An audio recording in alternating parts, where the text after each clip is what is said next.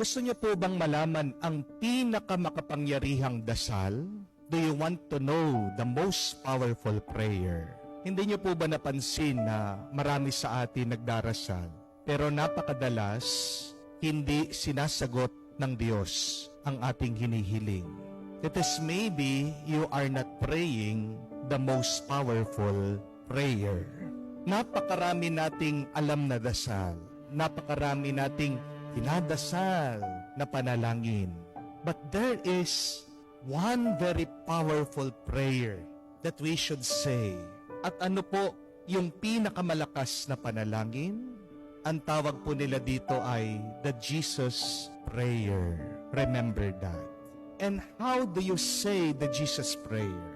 Hindi po mahirap i-memorize. Ganito lang po kasimple. Pag magdadasal ka, pag mananalangin ka, just only say the name of Jesus. That's simple. That is the most simple and yet the most powerful prayer. The name of Jesus. Kabukas ng iyong mata sa umaga, umpisahan mo sa ngalan ng Panginoon. Sabihin mo, Jesus, Jesus. Bago ka matulog, kahit na wala kang maraming sabihin sa Diyos, end your day with the name of Jesus. Why is this prayer the most powerful? Bakit itong dasal na ito, ang pangalan lang ng ating Panginoon, ay napaka-makapangyarihan? Bakit napakalakas? Ito ay dahil sa ating nabasa sa Ebanghelyo. Narinig niyo po ba kung ano ang turo ng ating Panginoon? Sabi niya, if you ask anything in my name, I will do it. Gagawin daw ng Diyos. At pag sinabi ng Diyos, totoo ang Diyos diyan. God never breaks His promise. God is always true to His word. Hindi nagsisinungaling ang Diyos.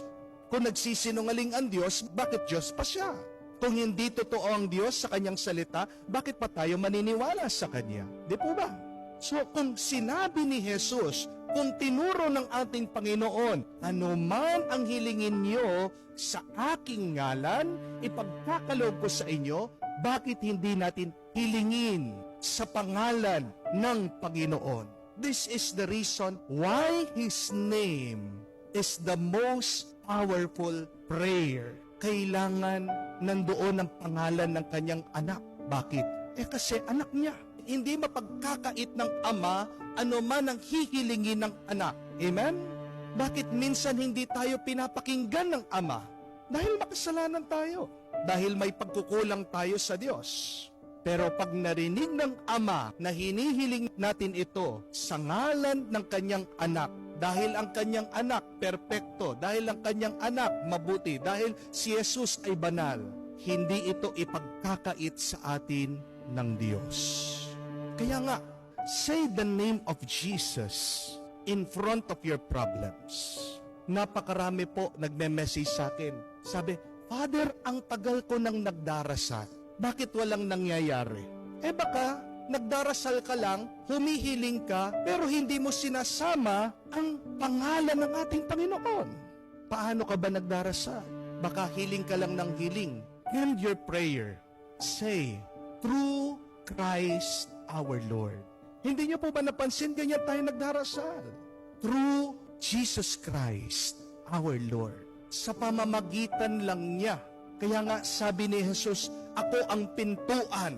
Pag hindi mo pinapasok ang iyong panalangin sa pintuan kay Kristo, hindi makakarating yan sa langit. Para makapasok ang ating mga hiling, ang ating mga panalangin, para marinig sa langit ang ating dasal, kailangan ilapit mo yan sa pintuan ng langit. At sino yon? Si Jesus.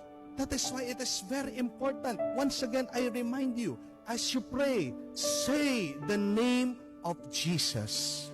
Say the name of Jesus in your marital problems. Say the name of Jesus in your financial problems. Say the name of Jesus in your sickness, in your illness. And see, your life will be blessed. You will receive grace.